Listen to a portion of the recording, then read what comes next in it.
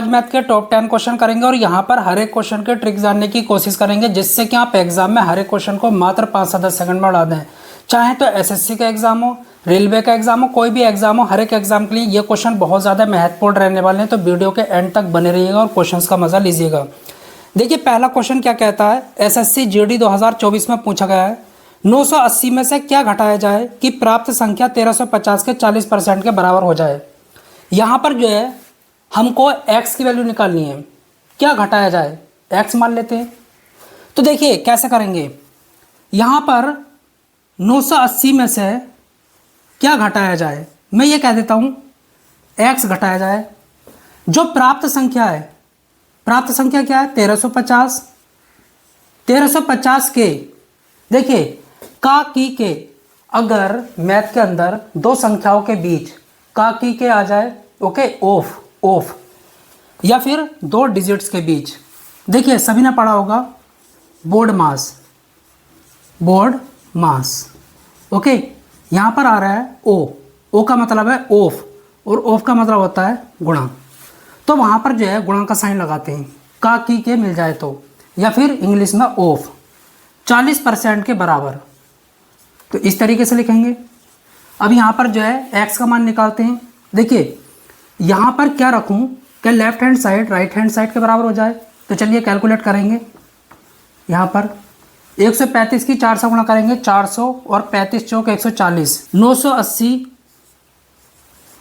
Minus x is equal to, ये कितना हो जाएगा 540, ओके। इसको इधर लेकर आते हैं, इसको यहाँ पर, तो minus x is equal to 540, okay. ये प्लस का इधर आकर माइनस का 980। अब इसमें से इसको हटा लेते हैं तो माइनस का आएगा, ओके।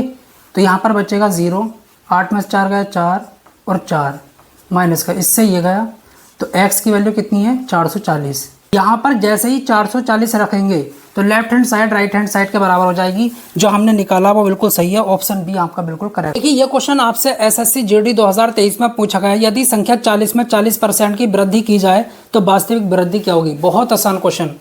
यहाँ पर क्या कहता है, संख्या क्या है 40 में 40% की वृद्धि, तो 40 का 40% क्या होगा, इस तरीके से निकालेंगे, ओके। तो यहाँ पर ये गया, ओके, 4 चौक 16, तो यहाँ पर जो वास्तविक वृद्धि हो रही है वो कितनी हो रही है 16 की, तो ऑप्शन डी आपका बिल्कुल करेक्ट है। बहुत सारे बच्चे क्या करेंगे 40 में 16 को जोड़ देंगे, ओके, तो कह देंगे 56% की वृद्धि हो रही है, बिल्कुल गलत। अब देखिए ये क्वेश्चन आपसे एसएससी जीडी 2023 में पूछा गया है, यदि 630 का 17% बराबर है x के 35% के, तो x का मान क्या होगा। इस तरीके के क्वेश्चन पूछे जाते हैं, बहुत आसान है। देखिए 630 का 17%, 630 का मतलब होता है गुणा, ओके। बोर्ड मास में आपने पढ़ा होगा ओ का मतलब है ऑफ और इंग्लिश में का की के, तो यहाँ पर गुणा, ओके।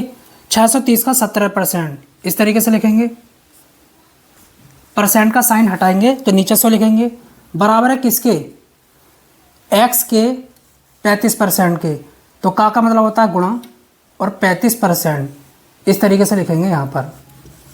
अब क्या करेंगे, इससे ये खत्म हो जाएगा। चलिए तो यहाँ पर देखिए इसको काटते हैं हम 7 से, 7 पंजे 35 और 7 नीम 63, 0, 5 से 18, ओके। तो बचा क्या, x इज इक्वल टू 18 गुणा 17, तो x इज इक्वल टू 18 सत्ते 126, 26 का 6, 12, 18 और 12 कितना होता है 30। तो यहाँ पर ऑप्शन जो है आपका यहाँ पर सी बिल्कुल करेक्ट जाता है। 12% का 4% का 7% का 2 गुणा 10 की घात 6 का मान कितना होगा। इस तरीके के क्वेश्चन भी पूछे आते हैं। यहाँ पर आपको दे रखा है 12% का। यहाँ पर एक चीज़ याद रखना, मैथ के अंदर दो नंबर्स के बीच में, दो अंक के बीच में का की के आ जाए तो उसका मतलब होता है गुणा। देखिए आपने ये पढ़ा होगा बोर्ड मास का रूल, ओके। क्या कहता है, ओ का मतलब होता है ऑफ, ओके, इंग्लिश में, और हिंदी में इसका मतलब होता है का की के, तो इसका मतलब होता है गुणा, ओके। चलिए तो ये कहता है 12%, तो 12/100। परसेंट का साइन हटाएंगे, नीचे 100 लिखेंगे, गुणा का है ना बीच में 4%, 4/100 का मतलब गुणा 7%, 7/100 गुणा, ठीक है, का 2 गुणा 10⁶, ये चीज़ है। अब यहाँ पर क्या करेंगे, इसका मतलब क्या है 10 गुणा 10, ओके। हमेशा याद रखना गुणा में आधार एक जैसे होते हैं तो घातें जो है क्या होती हैं, जुड़ जाती हैं। तो 10⁵2, तो यहाँ पर 10⁵2, यहाँ पर भी 10⁵2, यहाँ पर भी 10⁵2, इस तरीके से, ओके। अब यहाँ पर भी क्या होगा, ये सब गुणा में है तो आधार एक जैसे होते हैं तो गुणा में घातें जुड़ जाती हैं। कितना होगा 6, नीचे 6 ऊपर 6, ये खत्म हो जाएगा, ओके, ऊपर नीचे। अब बचा क्या, 12 चौक 48 दूनी 96 गुणा 7, 7 छंग 42, 7 नीम 63 और 4 कितना होता है 67। तो 672 आपका राइट आंसर होगा। ऑप्शन सी आपका बिल्कुल करेक्ट है। ये क्वेश्चन एसएससी जीडी 2024 में पूछा गया है। 1256 का 75% क्या होगा। बहुत आसान क्वेश्चन, 1256, ओके, 1256 का मतलब होता है गुणा। मैथ के अंदर 2 अंक के बीच में या 2 नंबर के बीच में काकी के आ जाए उसका मतलब गुणा। 75%, 75/100, इस तरीके से।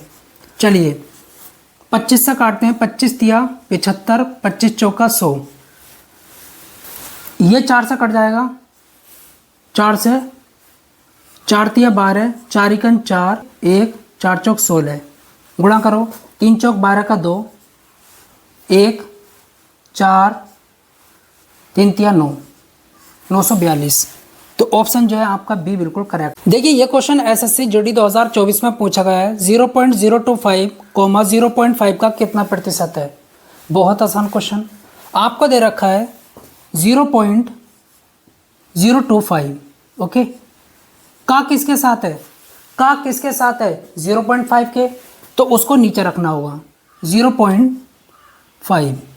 अब देखिए यहाँ पर पॉइंट के बाद कितने अंक हैं, 1 2 3 और यहाँ पर 1 है, तो बराबर करते हैं 2 0 लगाकर, इस तरीके से। और प्रतिशत बनाने के लिए 100 से गुणा, ये कर लिया। इससे इसको हटा देंगे क्योंकि पीछे जो है बराबर अंक है, तो पॉइंट हट जाएगा। 2 0 से 2 0 खत्म हो जाएंगे। बचा क्या 25/5, तो 5 पंजे 25, 5%। तो ऑप्शन जो है कौन सा सही जाता है यहाँ पर, ऑप्शन बी आपका। से बी तक एक कार की चाल 60 किलोमीटर प्रति घंटा है तथा वापसी की चाल 40 किलोमीटर प्रति घंटा है। कार की औसत चाल किलोमीटर प्रति घंटा में ज्ञात कीजिए। देखिए बहुत आसान क्वेश्चन है। कैसा होगा, यहाँ पर 2 स्टेशन है, स्टेशन ए और स्टेशन बी। जब बंदा ए से बी तक जाता है तो कार की स्पीड 60 किलोमीटर प्रति घंटा है, ओके। जब बी से ए तक आता है तो कार की स्पीड 40 किलोमीटर प्रति घंटा है। ये हमको क्वेश्चन में दे रखा है, ओके। अब आगे कहता है कार की औसत चाल क्या है, कैसे निकालेंगे। एवरेज स्पीड, देखिए इसके लिए एक फॉर्मूला होता है, हमेशा याद रखना। अगर आपकी डिस्टेंस फिक्स है, जाने की स्पीड दे रखी है और आने की, तो फॉर्मूला होता है 2x/, और नीचे x + y। 2 का 2 मल्टीप्लाई x की वैल्यू कितनी है 60, मल्टीप्लाई y की कितनी है 40, x + y, इन दोनों को जोड़ दो, कितना आएगा 100। 2 0 से 2 0, 6 दूनी 12, 12 चौक 48। तो कार की एवरेज स्पीड क्या होगी 48 किलोमीटर पर आवर्स। ऑप्शन आपका यहाँ पर सी बिल्कुल करेक्ट जाता है। 3 अंकों की वह बड़ी से बड़ी संख्या ज्ञात कीजिए जो 6, 8, 10 और 16 से पूर्णतः विभाज्य हो, पूरी तरीके से डिवाइड हो जाए, शेषफल 0 आए। देखिए 3 अंकों की जो भी बड़ी से बड़ी संख्या होगी, जब हम उसको 6 से डिवाइड करेंगे शेषफल 0 आना चाहिए। 8 से करें तब भी 0 आए, 10 से करें तब भी 0 आए, 16 से करें तब भी 0 आए। तो फिर कैसे निकालेंगे, बहुत आसान है। सबसे पहला आपको ये पता होना चाहिए 3 अंकों की सबसे बड़ी संख्या क्या होती है। 3 अंकों की सबसे बड़ी संख्या 999 होती है। ओके, ये ऐसी संख्या है जो ना 6 से पूरी तरीके से डिवाइड होती है। कहने का मतलब ये है, जब हम इस संख्या को 6 से डिवाइड करते हैं तो शेषफल 0 नहीं आता, 8 से करते हैं तब भी नहीं आता, 10 से करते हैं तब भी नहीं आता, 16 से करते हैं तब भी नहीं आता। तो फिर कैसे निकालेंगे? देखिए, जिन नंबर से हम उस संख्या को डिवाइड कर रहे हैं उनका एलसीएम निकालो। 6, 8, 10, 16, इनका एलसीएम क्या आता है? 240। 999 को 240 से डिवाइड कर दो, कितनी बारी में जाएगा? 4 बारी में। 0, 4 चौक 16 का 6, 1, 4 दूनी 8 और 1 9, कितना बचा? 39। ये फालतू है, यहाँ पर 0 आया था तो यह संख्या 240 से पूरी तरीके से डिवाइड हो जाती, शेषफल 0 देती, पर ऐसा हुआ नहीं, ये फालतू है। 999 में से 39 को घटा लो, कितना आएगा? 960। यह संख्या 240 से पूरी तरीके से डिवाइड हो जाती है, शेषफल 0 देती है। यह संख्या इससे पूरी तरीके से डिवाइड हो रही है तो इन सब से भी पूरी तरीके से डिवाइड हो जाएगी, शेषफल 0 देगी। तो यहाँ पर ऑप्शन आपका ए बिल्कुल करेक्ट जाता है। लिखित अनुपातों को घटते क्रम में लगाएं, डिसेंडिंग ऑर्डर में। कौन सी संख्या आखिरी होगी? कौन सा अनुपात सबसे छोटा होगा? देखिए कैसे करेंगे, बहुत आसान है। अनुपात का मतलब होता है बटे, फ्रैक्शन। इसको हम इस तरीके से लिख सकते हैं 11/14, इसको 17/21, इसको 5/7, 2/3। अब यहाँ पर कैसा पता लगेगा कौन सा फ्रैक्शन छोटा है कौन सा बड़ा है? बहुत आसान है। जो ये डिनोमिनेटर हैं इनको इक्वल कर लो, बराबर कर लो। कैसा करेंगे? यहाँ पर सबसे छोटा नंबर कौन सा है? 3। 3 से यहाँ पर गुणा करो और यहाँ पर भी। 14 तिया 42, 21 दूनी 42, इस तरीके से 7 छंग 42, 14 तिया 42। ओके, ये हो गए बराबर डिनोमिनेटर, इससे कोई मतलब नहीं है।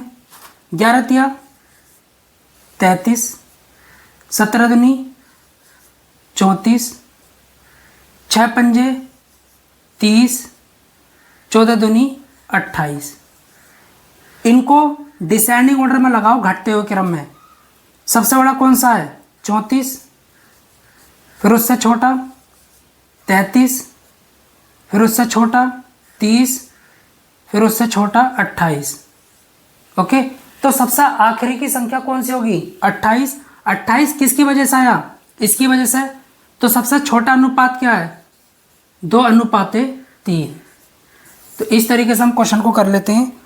ऑप्शन आपका यहाँ पर सी बिल्कुल करेक्ट जाता है। गीता, लता और माधुरी की आयु का अनुपात दे रखा है 5:6:3।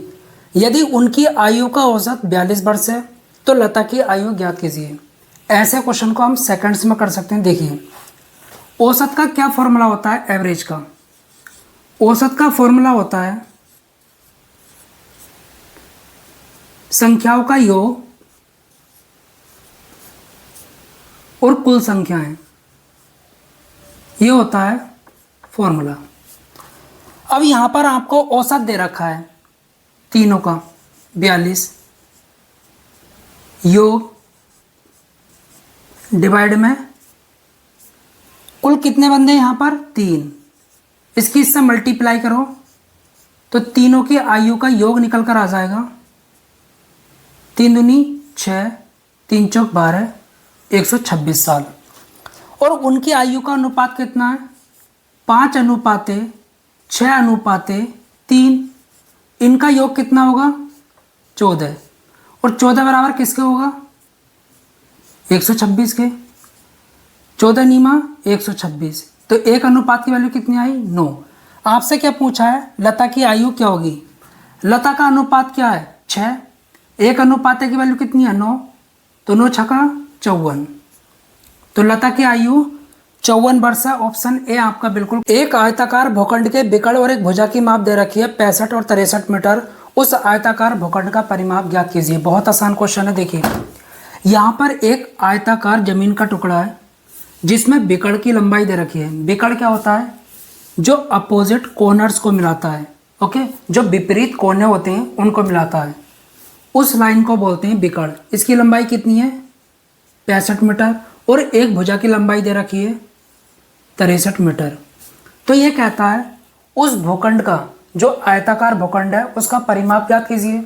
अच्छा, आयत का परिमाप कैसे निकालते हैं? पेरीमीटर। इसका फॉर्मूला होता है परिमाप इज इक्वल टू 2 ब्रैकेट लंबाई प्लस चौड़ाई। ये होता है फॉर्मूला। ओके, हमारे पास लंबाई तो है लेकिन चौड़ाई नहीं है। अब इसको कैसे निकालेंगे? अगर आप ध्यान से देखो तो ये जो है एक राइट एंगल ट्राइंगल बन रहा है, समकोण त्रिभुज, जिसमें एक कोण 90 का होता है।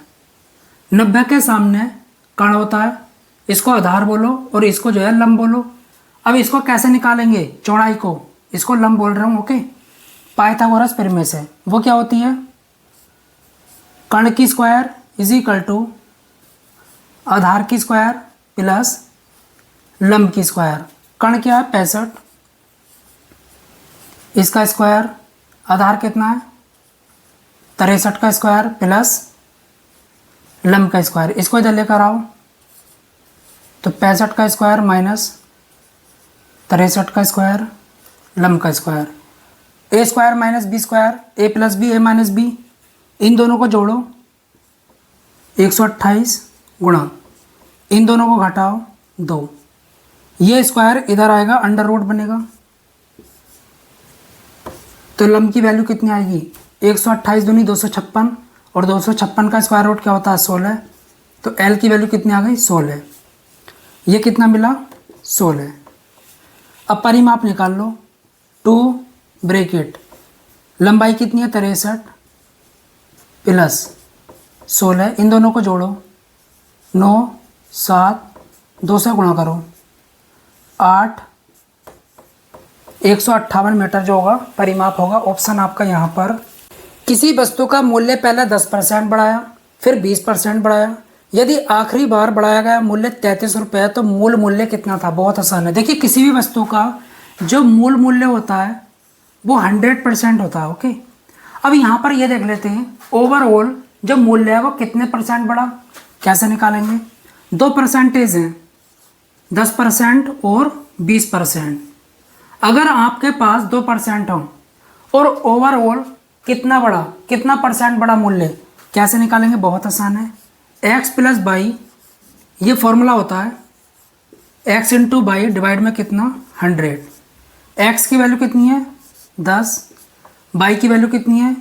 20 प्लस 10 गुणा 20 डिवाइड में कितना? 100। 2 जीरो से 2 जीरो, कितना आएगा?